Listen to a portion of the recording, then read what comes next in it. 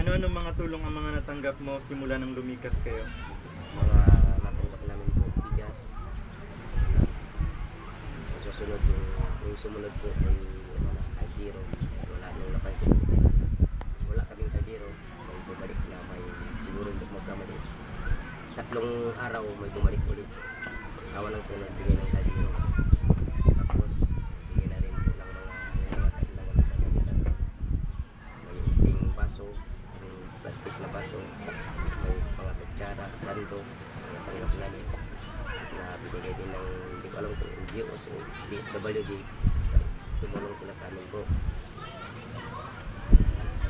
Ngayon, yung iba po na nagbibigay din ng kumpletong mga grocery, natanggap din po namin yun na may bigas na, may Colgate din, hindi nakalagay sa timba, nakalagay na rin sa pack po. May pinapay na, yung pinapay na Skyflakes, yun po natanggap din namin po yun, na mga tinulong ng hindi po nagsasawang tumutulong sa amin. Sino-sino po ang mga nagbigay ng tulong sa inyo? Yung mga NGOs po na iba at saka sa DSWD po. Code. Saka yung sa kagaya di sa po.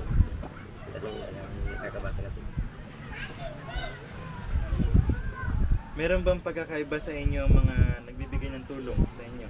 Wala naman po dahil ang inisip ko kung may pagkakaiba kasi pare-pares din ang naibibigay nila na tagay sa maihain mo namin. Pinapapasalamat na rin kami. Siyempre, kami yung kapagtrabaho po. Nagaanan po kami ng lar. Kaya ganun po. Ano sa tingin mo yung makataong pagtulong? Sa inyong mga NGOs po, nagpapasalamat din kami na walang sawang pagtutulong sa amin po.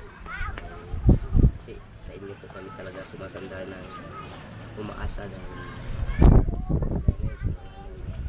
magawa-gawa. Kaya sa akin po na wala nang kamay. Hindi rin ako sisikap kahit mamaga ng kamay ko. Wala din may palit-palit ng kaysa halaman.